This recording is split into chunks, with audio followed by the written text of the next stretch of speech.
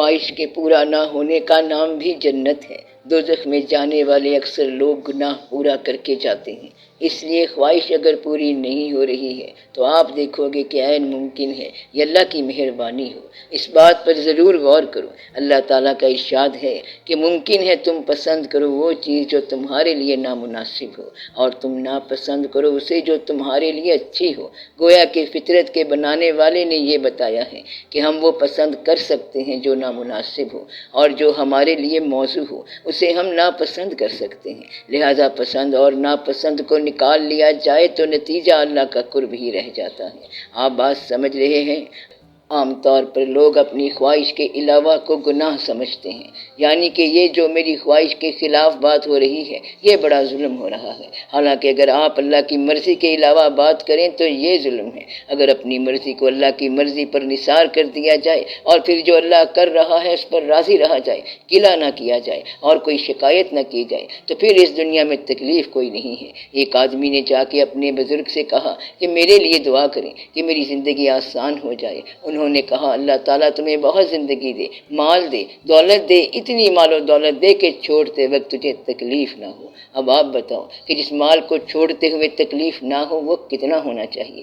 اس کا حساب لگانا چاہیے کہ آپ کو اتنا مال مل جائے کہ چھوڑتے وقت تکلیف نہ ہو۔ میرا خیال ہے جتنا کم مال ہوگا اس قدر آسانی ہوگی۔ مال کو چھوڑنا بہرحال ہے اور جانا ضرور ہے، اس لیے دعا کا مطلب یہی ہے کہ اللہ تعالیٰ تو ہمیں اپنے فیصلوں پر راضی رہنے کی توفیق عطا فرما، پھر گلہ نہیں پیدا ہوگا۔ اگر اس کو اس طرح کہہ دیا جائے کہ ڈیمانڈ چھوڑ دو، کیونکہ جس نے آپ کے مانگنے سے پہلے زندگی دی، آپ کے مانگنے سے پہلے جس نے آنکھیں دی، مانگنے سے پہلے جس نے ماں باپ دیے اور مانگنے سے پہلے جس نے ہر چیز دی، وہ بن مانگے ہی دیتا چلا جا رہا ہے۔ اب آپ مانگنے کا تکلف نہ کرو، اگر مانگنا ہی ہے تو اللہ کا فضل مانگو اور رحم مانگو۔ اللہ جو کچھ دے رہا ہے ٹھیک کر رہا ہے۔ اگر آپ تقاضا چھوڑ دیں تو انشاءاللہ تعالیٰ زندگی آسان ہو جائے گی۔ اگر آپ شکایت کرنا بند کر دیں تو نتیجہ یہ ہوگا کہ زندگی آسان ہو جائے گی، اور اگر گلہ کرنا بند کر دیں تو زندگی آسان ہو جائے گی۔ اس طرح اللہ کے فضل سے ہر شے آسانی کے ساتھ چلتی جائے گی۔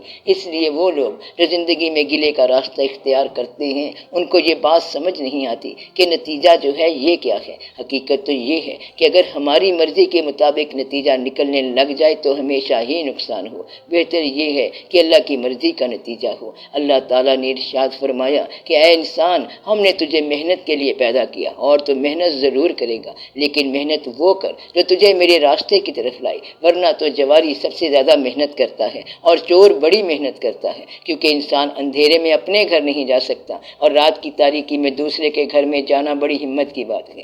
اس لیے کہتے ہیں کہ چوری بڑی محنت کی بات ہے، لیکن چور کا عمل کیا ہے؟ برائی ہے تو برائی، لیکن بڑی محنت کا کام ہے۔ خالی محنت کوئی نتیجہ نہیں لائے گی جب تک کہ محنت اللہ کے احکام کے مطابق نہ ہو۔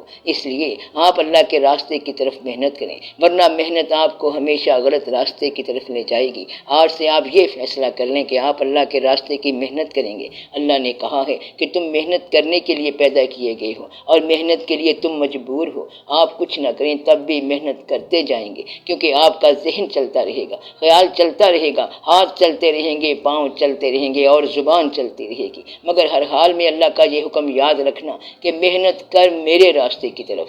اب یہاں پر یہ دعا کریں کہ اللہ کے راستے کی طرف جانے والا کوئی آدمی آپ کو نظر آ جائے، کیونکہ یہ لوگ اللہ کے راستے کے لوگ ہیں جن کے بارے میں اللہ نے کہا کہ انعمت علیہم، یعنی ان پر اللہ تعالیٰ کا بڑا انعام ہوا۔ اب اللہ نے بڑی خوبصورتی سے آپ کو یہ بات سمجھائی ہے کہ یہ دعا کرو کہ اللہ تعالیٰ ہمیں سیدھی راہ دکھا، اپنی راہ دکھا۔ ساتھ یہ ایک لفظ کہا کہ اپنی راہ، یعنی ان لوگوں کی راہ جن پر تیرا انعام ہوا۔ گویا کہ اللہ کی راہ ان لوگوں کی راہ ہے جن پر اللہ کا انعام ہوا۔ وہ لوگ کون تھے؟ یہ نکتے کی بات بڑے غور سے سمجھنی چاہیے۔ جن لوگوں پر اللہ کا انعام ہوا، آپ ان کی صفات بیان کرو گے یا ذات بیان کرو گے؟ اگر میں پوچھوں کہ کیا داتا صاحب رحمت اللہ انعمت علیہم میں شامل ہیں تو آپ کہیں گے کہ بالکل ہیں۔ ابھی حشر کا دن نہیں آیا، یعنی نتیجے کا دن نہیں آیا، لیکن کیا آپ کے خیال میں ان لوگوں کی بخشش یقینی ہے؟ ابھی فیصلے کا وقت نہیں آیا اور آپ نے نتیجہ برآمد کر لیا کہ وہ بخشے ہوئے ہیں۔ اسی طرح اشرا مبشرہ کے بارے میں نتیجہ آ گیا، پیغمبروں کے بارے میں نتیجہ آ گیا، اولیاء کرام کے بارے میں نتیجہ آ گیا۔ اگر یہاں آپ ان لوگوں کے بارے میں نتیجہ نکال رہے ہیں تو پھر اپنے اپنے بارے میں بھی نتیجہ نکالیں کہ آپ کا اپنی بخشش کے بارے میں کیا خیال ہے۔ آپ کو اس بارے میں یقین ہے یا اندیشہ ہے؟ اگر اندیشہ ہے تو اپنی اصلاح کرو، اور اگر یقین ہے تو اللہ کا شکر ادا کرو کہ آپ کو بھی وہ راستہ مل گیا جو راستہ انعمت علیہم کی شکل میں آ رہا ہے۔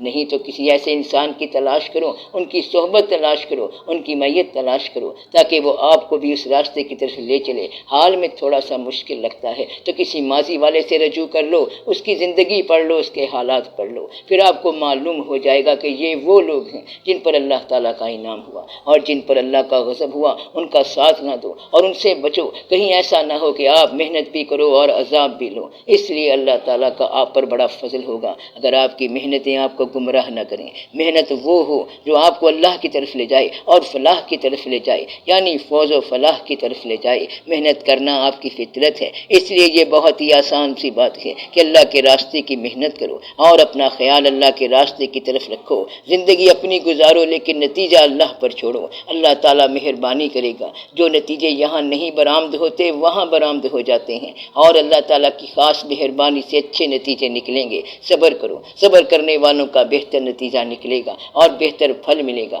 آپ یہاں دیکھ رہے ہو ظلم ہو رہا ہے، لیکن دراصل ظلم نہیں ہو رہا ہے، یہ اللہ کی کائنات ہے۔ درویشوں میں یہ کہا جاتا ہے کہ اگر تجھے اس کائنات میں زمین و آسمان کی ایک دن کی ملکیت دے دی جائے اور یہ اختیار دے دیا جائے تو اس میں کیا تبدیلیاں کرے گا؟ تو درویشوں کا جواب یہ ہے کہ ہم جو کی تو کائنات واپس اللہ کے حوالے کر دیں گے اور اس میں اپنی مرضی سے کوئی تبدیلی نہیں کریں گے اور کوئی تبدیلی نہیں مانگیں گے۔ تو فقیر کے لیے حکم ہے کہ کائنات جیسی ہے ویسی کی ویسی اللہ کے حوالے کر دو، بس یہ ہے راضی ہونے کی تعریف۔ اختیار مل جائے تب بھی آپ اس کی مرضی پر چلتے جاؤ جیسا کہ کائنات چل رہی ہے، پھر آپ کو یہ بات سمجھ آ جائے گی کہ یہ سب کیا ہے۔ اس لیے آپ گلہ نہیں کرو، اس کا نتیجہ وہ جانے۔ موسیٰ علیہ السلام نے اللہ سے جا کے پوچھا کہ یا باری تعالیٰ فرعون کے ساتھ کیا سلوک کیا جائے؟ اللہ پاک نے فرمایا کہ اس کو ہماری طرف ڈسپیچ کر دو۔ موسیٰ علیہ السلام نے پوچھا پھر اس کے بعد کیا ہوگا؟ اللہ پاک نے کہا پھر تو بھی ہمارے پاس آ جانا۔